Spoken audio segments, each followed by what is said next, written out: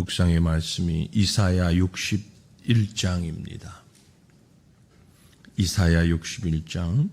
그래서 이 시간에 우리 이사야 61장 1절부터 3절까지 말씀 함께 보겠습니다. 이사야 61장 1절부터 3절 말씀을 우리 다 같이 한 목소리로 이 말씀을 봉독하겠습니다.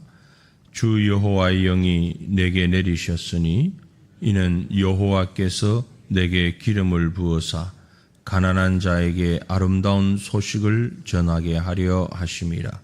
나를 보내사 마음이 상한 자를 고치며 포로된 자에게 자유를, 갇힌 자에게 노임을 선포하며 여호와의 은혜의 해와 우리 하나님의 보복의 날을 선포하여 모든 슬픈 자를 위로하되 무릇 시온에서 슬퍼하는 자에게 화관을 주어 그 죄를 대신하며 기쁨의 기름으로 그 슬픔을 대신하며 찬송의 옷으로 그 근심을 대신하시고 그들이 의의 나무 곧 여호와께서 심으신 그 영광을 나타낼 자라 일컬음을 받게 하려 하심이라. 아멘.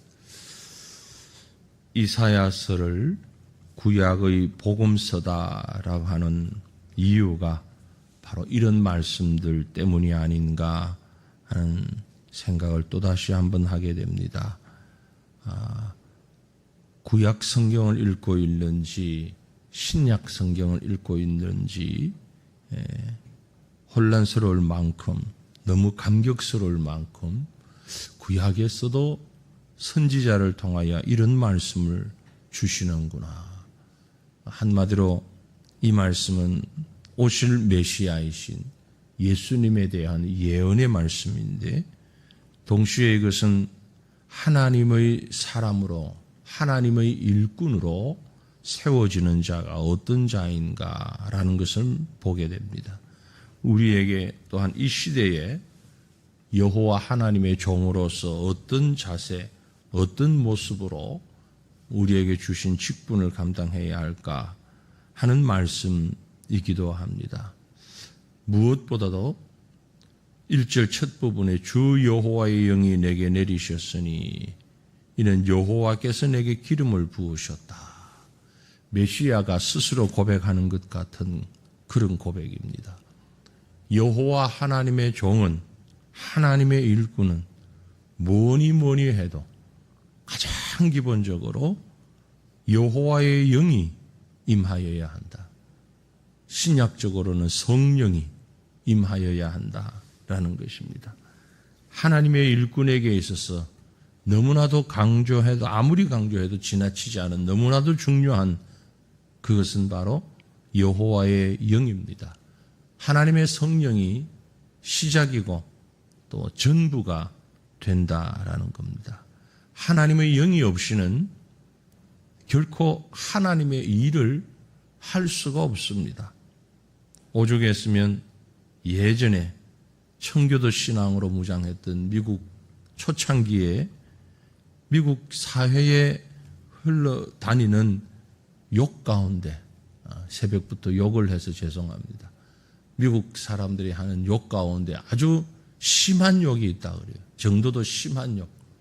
그 욕이 뭔고 하니까 에이 성령 받지 않고 목사해라 하는 것이 큰 욕이라 그래요. 성령 받지 않고 목사를 해라. 아니 그게 무슨 욕입니까? 엄청난 욕이라는 거죠. 저는 이제 그걸 좀 실감나게 그렇게 표현을 합니다.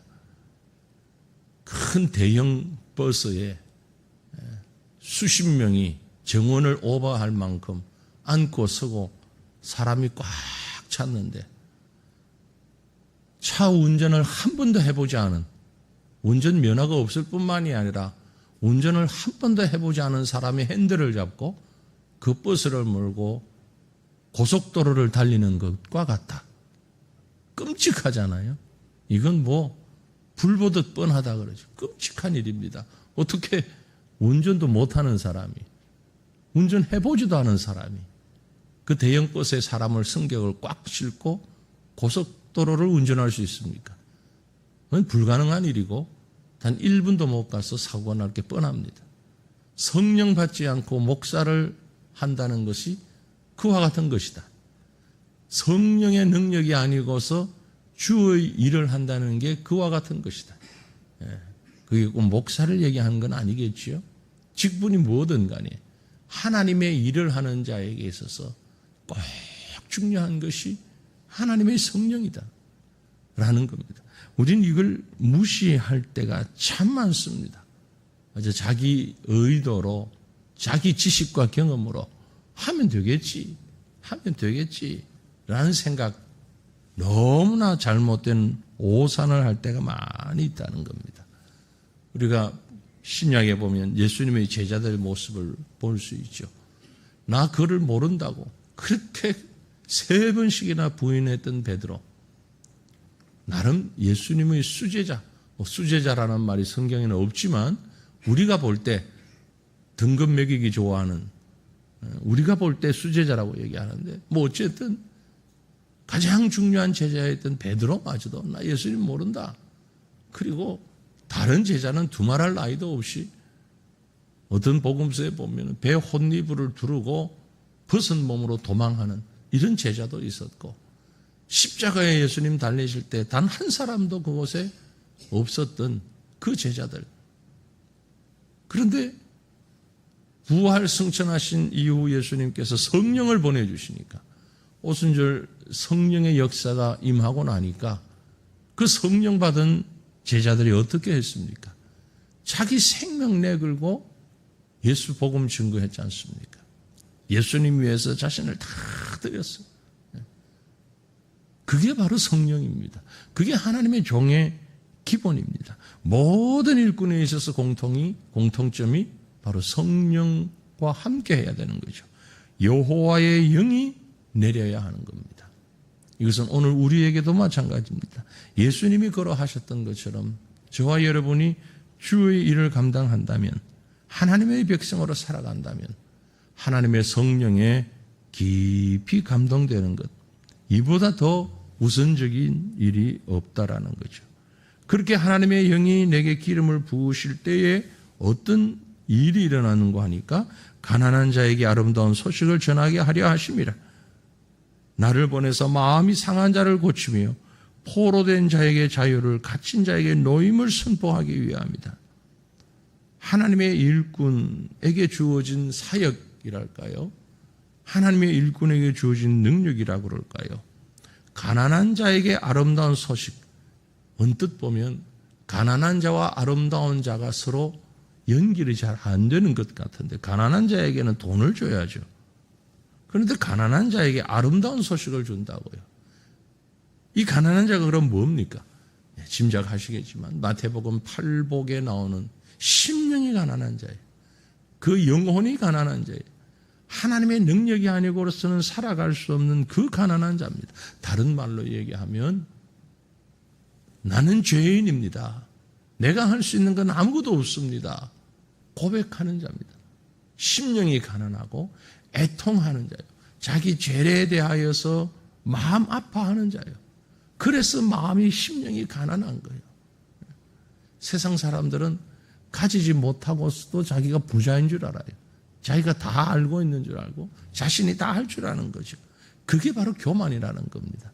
여호와의 종은 겸손하게 내가 얼마나 연약한 자인지, 내가 얼마나 부족한 자인지, 내가 얼마나 극심한 죄를 가진 자인지 자신의 죄를 깨닫고 겸손한 심령으로 머리 숙이는 자, 이런 자에게 하나님께서 아름다운 소식을 주신다고요.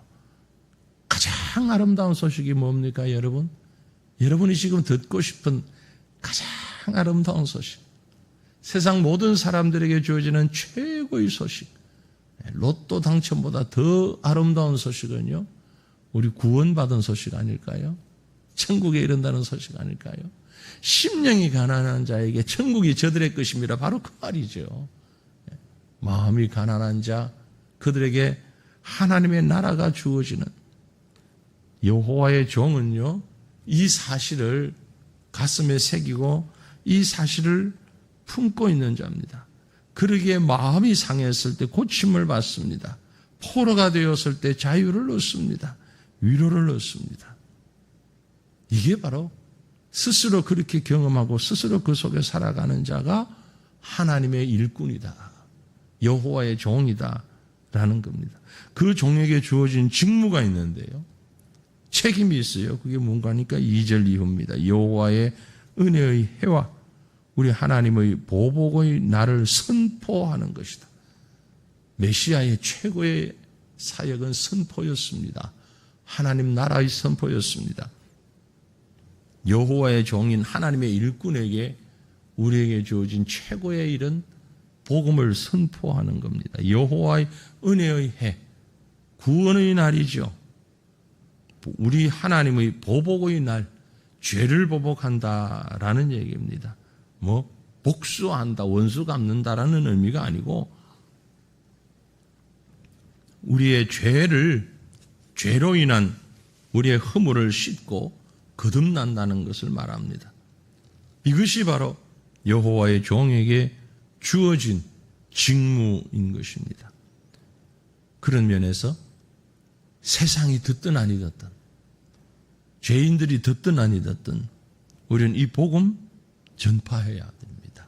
아니 선포해야 합니다. 선포는 대화와는 좀 다른 측면이 있죠. 대화는 상대방의 반응을 살피면서 이야기를 풀어가는 것이 대화입니다. 하지만 선포는요, 상대방의 이해와 상관없이 외치는 겁니다. 지금 그 사람의 그 마음이 같이 동의를 하냐 안 하냐 이게 중요한 게 아니고 하나님의 말씀이 여호와의 복음이 증거되는 것이 더 중요하죠. 그런 면에서 우리에게는 선포하는 책임이 주어져 있다라는 것입니다. 아니 왜 그렇게 전도지를 돌려야 됩니까? 왜 길에서 전도해야 됩니까? 아니 그렇게 무식하게 외쳐야 됩니까? 무식하게 보입니까? 그게 미련하게 보입니까? 하지만 하나님은 우리에게 말씀합니다. 선포하라고. 듣든지 아니 듣든지 선포하라고. 조금 세상 사람들이 볼 때에 그냥 무식해 보여도 괜찮습니다. 세상 사람들이 볼 때에 아닌 것 같아 보여도 괜찮아요. 복음은 선포되어야 되는 겁니다. 그래야 하나님의 영광이 드러납니다. 하나님의 복음을, 하나님의 영광을 보여줄 책임이 우리에게 있습니다. 하나님은요, 우리에게 복음을 우리 양해를 구하면서 주지 않으셨습니다. 계시로 주셨습니다. 계시라고 하는 것은 나 여기 있어. 그렇게 보여주는 거예요. 제가 계시를 너무너무 쉬운 말로 표현을 했지요. 하나님이 계시라고 하는 신학적 용어 제일 쉬운 말로 까꿍 아이들 앞에 까꿍 나 여기 있다. 그게 계시입니다. 하나님은 우리에게 그렇게 나타나셨습니다. 그렇게 우리에게 은혜 베푸십니다. 까꿍 야 나야 야 여기 이리 와 이게 계시 이게 복음이에요. 우리가 하나님의 이 복음을 전해야 되는 거죠. 나누어야 되는 거죠. 이게 바로 여호와의 종에게 주신 너무너무 중요한 그런 은혜입니다. 그러면 우리가 그 하나님의 계시, 하나님의 말씀을 통하여서 하나님의 계획을 알게 됩니다. 시온에서 슬퍼하는 자에게 화관을 주어 그 죄를 대신하며 기쁨의 기름으로 그 슬픔을 대신하며 찬송의 옷으로 그 근심을 대신하시고 그들이 의의 나무 곧 여호와께서 심으신 그 영광을 나타낼 자라 일컬음 받게 하려 하심이라. 신학적인 모든 내용이 여기 다 포함되어 있습니다. 메시아에 대한 신학적인 내용이 묻어 있고요.